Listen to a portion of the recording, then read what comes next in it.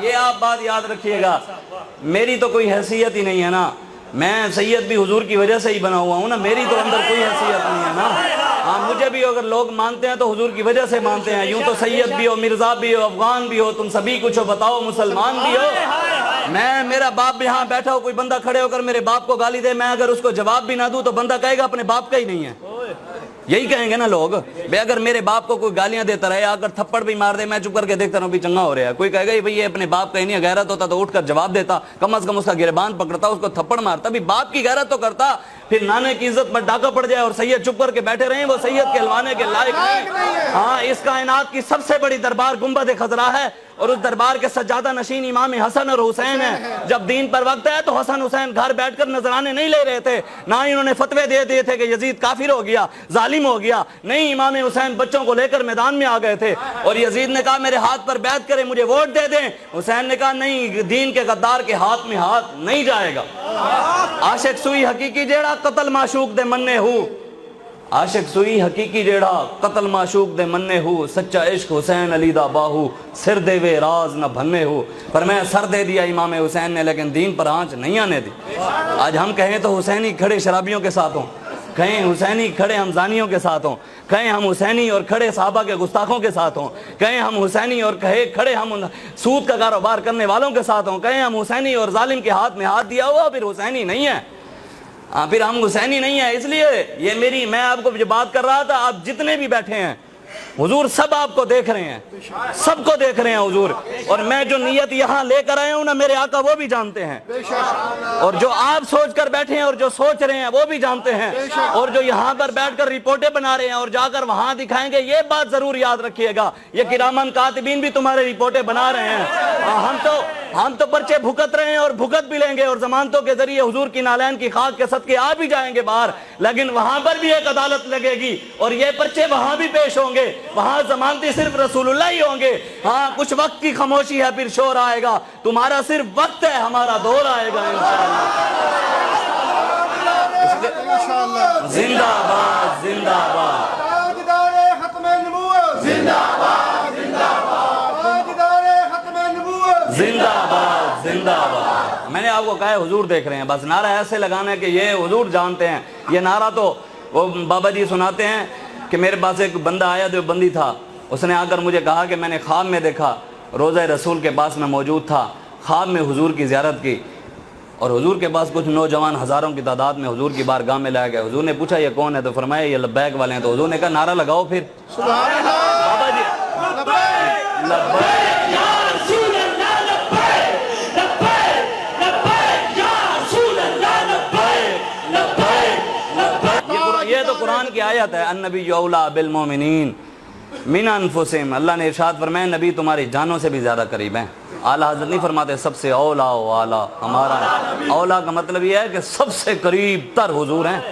النبی اولیٰ بالمومنین، نبی جانوں سے بھی زیادہ قریب ہے۔ میرے والد صاحب مجھے یہ بات سمجھاتے ہوتے تھے، یہ آیت میرے والد صاحب ابھی بھی زندہ ہیں، اللہ تعالیٰ انہی کے صدقے ہی آج ہم چلتے پھر رہے ہیں، اور بابا جی خادم حسین رضوی کا فیضان ہے جو آج یہاں بیٹھے ہیں۔ ہماری تو کوئی حیثیت نہیں ہے، انہی کی کرم نوازی ہیں۔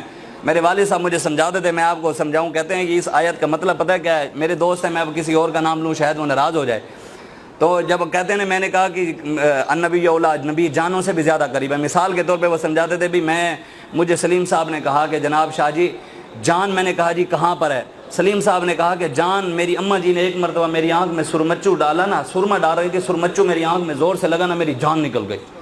میں نے سمجھا شاید بھی آنکھ میں جان ہے، پھر میں نے کہا جناب سلیم صاحب یہ جو آنکھ ہے یہ تو نابینا بھی پھر زندہ ہے اگر آنکھ میں جان ہے۔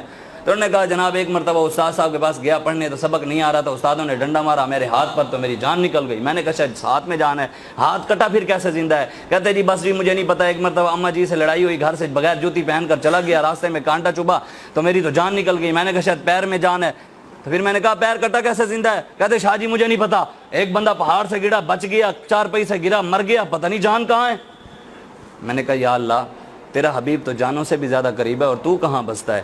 رب نے کہا وَنَحْنُ أَقْرَبُ إِلَيْهِ مِنْ حَبْلِ الْوَرِيدِ، اور میں شہرک سے بھی زیادہ کروں گا. یا اللہ ہم تو پہلے بھی یہاں مشکل میں ہیں, ہمیں تو یہ نہیں پتا بھی جان کہاں ہے, اب شہرک کہاں سے ڈھونڈیں. رب نے فرمایا قرآن میں ہی ہے فَاسْأَلُوا أَهْلَ الذِّكْرِ إِن كُنتُمْ لَا تَعْلَمُونَ, اللہ والوں کے پاس چلے جاؤ. ہم ایسے چلتے چلتے چلتے چلتے او خواجہ غلام فرید کوٹ مٹھن شریف والے, ہم ان کی بارگاہ میں پہنچ گئے. ہم نے کہا جی خواجہ جی ایک بات سمجھ نہیں آ رہی. انہوں نے کہا جی کیا؟ انہوں نے کہا اللہ تعالیٰ کہتا ہے بھی نبی جانوں سے زیادہ قریب ہے, میں شہرک سے زیادہ قریب ہوں, ہمیں سمجھائیں کہ اب شہرک کہاں ہے اور جان کہاں ہے. ہم چٹکی میں سمجھا دیتے ہیں. جی کیسے سمجھائیں گے؟ کہا یارو جہاں جان وہاں شہرک, جہاں جان وہاں شہرک, جہاں شہرک وہاں جان. کہا جہاں خدا وہاں مصطفیٰ, سبحان اللہ. جہاں خدا وہاں مصطفیٰ, جہاں مصطفیٰ وہاں خدا.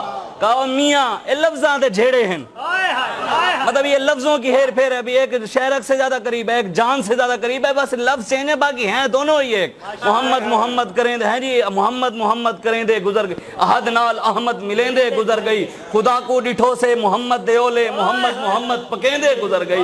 حقیقت محمد دی پا کوئی نہیں سکدا, اتھاں چپ دی جاہے الا کوئی نہیں سکدا. ڈاڈھے علیسو عمل ہفت تھی سن, عمل ہفت تھائے ہوئے ولا کوئی نہیں سکدا. اساں نت محمد دیا ناتھاں بڑے سوں, اساں وانگ ناتاں بڑا کوئی نہیں سکدا. مذاہب تے جھگڑے اساں چھوڑ بیٹھے, پر محبت تے جھگڑا چھڑا کوئی نہیں سکدا. ہمارے کہا میاں اے لفظاں دے جھیڑے ہیں, ڈوہیں راہ دے ہکے ویڑے ہیں. ایک ویڑا سمجھتے ہیں نا آپ سراکی میں کہتے ہیں جو پورے گھر والے جس ویڑے میں رہتے ہیں, میاں اے لفظاں دے جھیڑے ہیں, ڈوہیں راہ دے ہکے ویڑے ہیں. اے ویڑے کیڑے ہیں ایمان والے جیڑے ہیں. اللہ خلقت دی جی کو گولے ہر دم فرید دے کولے.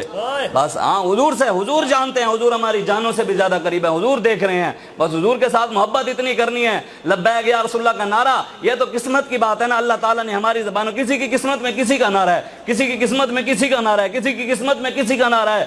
اور جو کسی اور کا نعرہ لگا رہے ہیں نا وہ اس کو دیکھ نہیں رہا, لیکن جن مالکوں کا ہم نعرہ لگا رہے ہیں وہ گنبد خضراء میں بیٹھے ہمیں دیکھ رہے ہیں, وہ مالک ہمیں دیکھ رہے ہیں. اس لیے وہ کہا ہے پشیمانہ ہو شرمساروں سے کہہ دو, حضور آ گئے غم کے ماروں سے کہہ دو.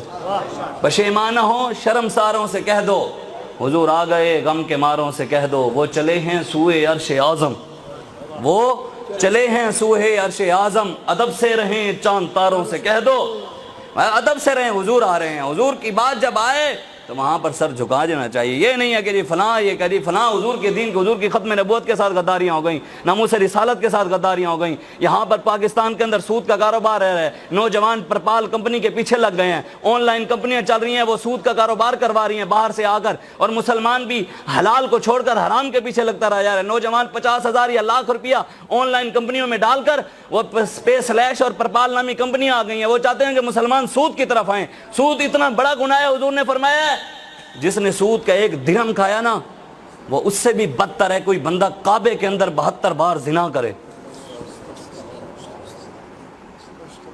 سود کا ایک درہم کھانے والا ایسے ہے جیسے اس نے 36 بار اپنی ماں کے ساتھ زنا کیا. آج کوئی حلال کی ہمیں پتہ ہی نہیں ہے, اسلام نے ہمیں